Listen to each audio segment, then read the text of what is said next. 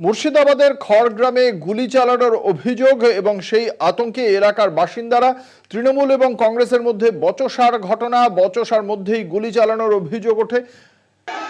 বিশদে জানবো এই ঘটনা সম্পর্কে। আমাদের সঙ্গে রয়েছেন আমাদের প্রতিনিধি অভিজিৎ ঘোষ। অভিজিৎ, ঠিক কি থেকে সংঘর্ষের সূত্রপাত?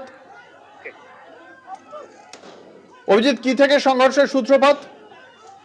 দেখো, যে কারণে এই সংঘর্ষ, গতকাল কংগ্রেস ওই এলাকায় একটা স্ট্রিট কর্নার করেছিল। সেই স্ট্রিট কর্নারকে ঘিরেই কিন্তু অসন্তোষের সৃষ্টি হয় এবং দুপক্ষের বচসা শুরু হয় গত থেকেই। আজ দুপুরে সেই ঘটনা কিন্তু আরো তীব্র আকার নেয়, কারণ দুপক্ষের কিন্তু মুখোমুখি সংঘর্ষ বাধে এবং 2 রাউন্ড গুলি চলেছে বলে কিন্তু অভিযোগ করা হচ্ছে। গ্রামবাসীরাও যেটা জানাচ্ছে এবং কংগ্রেসের পক্ষ থেকে থানায় অভিযোগ দায়ের করা হয়েছে যে তৃণমূল কংগ্রেসের এক নেতৃত্ব এই গুলি চালিয়েছে। যদিও তৃণমূল কংগ্রেস এই অভিযোগ অস্বীকার করেছে।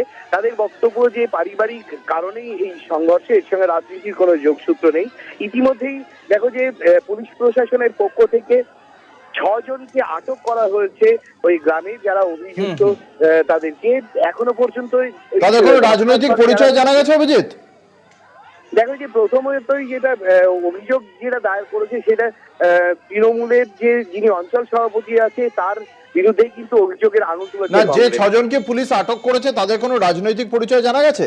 না, যাদেরকে আটক করেছে তারা কিন্তু ঘটনাস্থলে ছিল এবং গ্রামবাসীদেরকে জিজ্ঞাসাবাদ করে ওই ঘটনাস্থলে যারা ছিল, এই ঘটনার সঙ্গে যারা জড়িত ছিল বা ওই ঘটনাস্থলে ছিল, তাদেরকেই গ্রেপ্তার করা হয়েছে বলে জানা যাচ্ছে।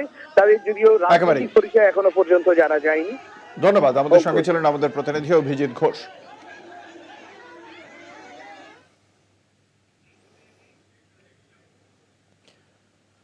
একই সঙ্গে মুর্শিদাবাদের খড়গ্রামে যেমন চলেছে গুলি, একই রকম ভাবে নবগ্রাম থেকে উদ্ধার হয়েছে বোমা। এবং এই দুটি ঘটনা কেন ঘটেছে, জেলা প্রশাসন এই ঘটনার প্রেক্ষিতে কি পদক্ষেপ করেছে তা জানতে চেয়েছে নির্বাচন কমিশন।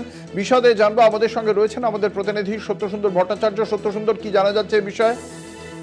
দেখো, ইতিমধ্যেই নবগ্রামে যেখানে ব্যাগ ভর্তি বোমা পাওয়া গিয়েছে মুর্শিদাবাদে, সেই বোমা কোথা থেকে এসেছিল এবং গোটা বিষয়টি নিয়ে মুর্শিদাবাদের জেলা শাসকের কাছ থেকে, জেলা নির্বাচনী আধিকারিকের কাছ থেকে রিপোর্ট চেয়ে পাঠিয়েছে নির্বাচন কমিশন। মুখ্য নির্বাচনী আধিকারিকের দপ্তর আগামী 24 ঘন্টার মধ্যে অ্যাকশন টেকেন রিপোর্ট চেয়ে পাঠানো হয়েছে কমিশনের তরফে।